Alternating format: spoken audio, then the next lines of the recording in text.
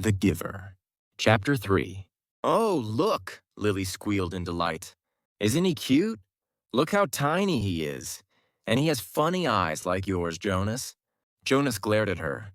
He didn't like it that she had mentioned his eyes. He waited for his father to chastise Lily. But father was busy unstrapping the carrying basket from the back of his bicycle. Jonas walked over to look. It was the first thing Jonas noticed as he looked at the new child, peering up curiously from the basket. The pale eyes. Almost every citizen in the community had dark eyes. His parents did, and Lily did, and so did all of his group members and friends. But there were a few exceptions. Jonas himself and a female 5 whom he had noticed had the different, lighter eyes. No one mentioned such things, it was not a rule. But it was considered rude to call attention to things that were unsettling or different about individuals. Lily, he decided, would have to learn that soon, or she would be called in for chastisement because of her insensitive chatter. Father put his bike into its port, then he picked up the basket and carried it into the house. Lily followed behind, but she glanced back over her shoulder at Jonas and teased, "Maybe he had the same birth mother as you." Jonas shrugged. He followed them inside, but he had been startled by the new child's eyes. Mirrors were rare in the community, they weren't forbidden, but there was no real need for them, and Jonas had simply never bothered to look at himself very often, even when he found himself in a location where a mirror existed. Now seeing the new child and its expression, he was reminded that the light eyes were not only a rarity, but gave the one who had them a certain look. What was it? Depth, he decided, as if one were looking into the clear water of the river, down to the bottom, where things might lurk which hadn't been discovered yet.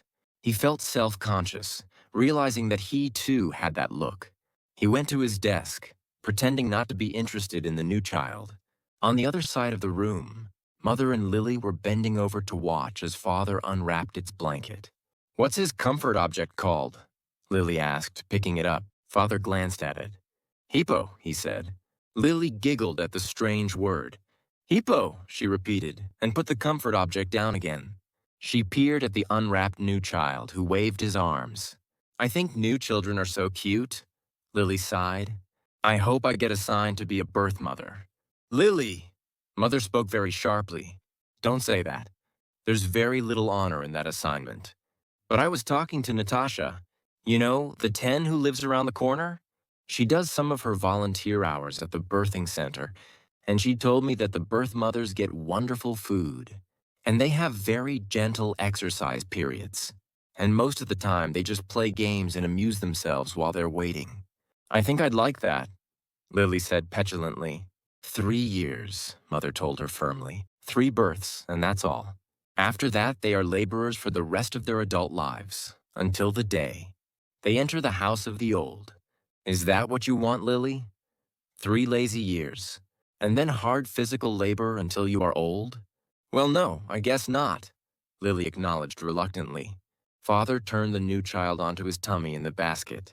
He sat beside it and rubbed its small back with a rhythmic motion. "Anyway, Lily Billy," he said affectionately, "the birth mothers never even get to see new children. If you enjoy the little one so much, you should hope for an assignment as nurturer. When you're an 8 and start your volunteer hours, you can try some at the nurturing center," Mother suggested. "Yes, I think I will," Lily said. She knelt beside the basket. "What did you say his name is? Gabriel? Hello, Gabriel," she said in a sing-song voice. Then she giggled. "Oops," she whispered. "I think he's asleep. I guess I'd better be quiet." Jonas turned to the school assignments on his desk. Some chance of that, he thought. Lily was never quiet. Probably she should hope for an assignment as speaker, so that she could sit in the office with the microphone all day, making announcements. He laughed silently to himself, picturing his sister droning on in the self-important voice that all the speakers seemed to develop, saying things like, "Attention. This is a reminder to females under 9 that hair ribbons are to be neatly tied at all times." He turned toward Lily and noticed to his satisfaction that her ribbons were, as usual, undone and dangling. There would be an announcement like that quite soon, He felt certain, and it would be directed mainly at Lily, though her name, of course, would not be mentioned. Everyone would know. Everyone had known, he remembered with humiliation, that the announcement, "Attention! This is a reminder to male 11s that objects are not to be removed from the recreation area, and that snacks are to be eaten, not hoarded," had been specifically directed at him, the day last month that he had taken an apple home. No one had mentioned it, not even his parents, because the public announcement had been sufficient to produce the appropriate remorse. He had, of course, disposed of the apple and made his apology to the recreation director. The next morning before school, Jonas thought again about that incident. He was still bewildered by it, not by the announcement or the necessary apology. Those were standard procedures, and he had deserved them, but by the incident itself. He probably should have brought up his feeling of bewilderment that very evening, when the family unit had shared their feelings of the day, but he had not been able to sort out and put words to the source of his confusion, so he had let it pass. It had happened during the recreation period. When he had been playing with Asher, Jonas had casually picked up an apple from the basket, where the snacks were kept, and had thrown it to his friend. Asher had thrown it back, and they had begun a simple game of catch. There had been nothing special about it. It was an activity that he had performed countless times, throw, catch, throw, catch. It was effortless for Jonas, and even boring, though Asher enjoyed it. And playing catch was a required activity for Asher because it would improve his hand-eye coordination, which was not up to standards. But suddenly Jonas had noticed, following the path of the apple through the air, with his eyes, that the piece of fruit had, well, this was the part that he couldn't adequately understand.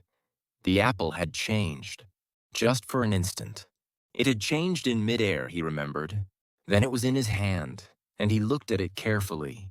But it was the same apple, unchanged, the same size and shape, a perfect sphere, the same nondescript shade, about the same shade as his own tunic. There was absolutely nothing remarkable about that apple. He had tossed it back and forth between his hands a few times, then thrown it again to Asher, and again in the air. For an instant only it had changed. It had happened 4 times. Jonas had blinked, looked around, and then tested his eyesight, squinting at the small print on the identification badge attached to his tunic. He read his name quite clearly. He could also clearly see Asher at the other end of the throwing area, and he had had no problem catching the apple. Jonas had been completely mystified. "Ash?" he had called. "Does anything seem strange to you about the apple?" "Yes," Asher called back, laughing. "It jumps out of my hand onto the ground." Asher had just dropped it once again. So Jonas laughed too, and with his laughter, tried to ignore his uneasy conviction that something had happened. But he had taken the apple home, against the recreation area rules.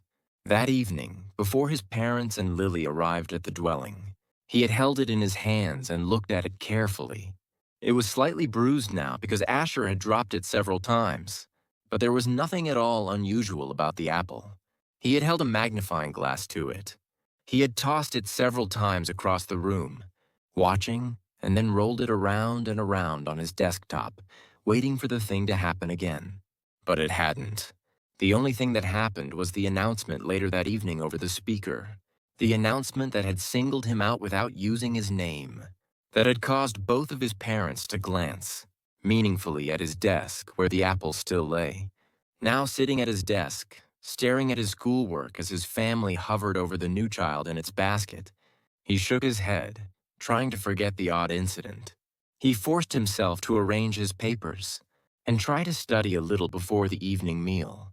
The new child, Gabriel, stirred and whimpered, and Father spoke softly to Lily, explaining the feeding procedure as he opened the container that held the formula and equipment. The evening proceeded as all evenings did in the family unit, in the dwelling, in the community. Quiet, reflective, a time for renewal and preparation for the day to come. It was different only in the addition to it of the new child. With his pale, solemn, knowing eyes,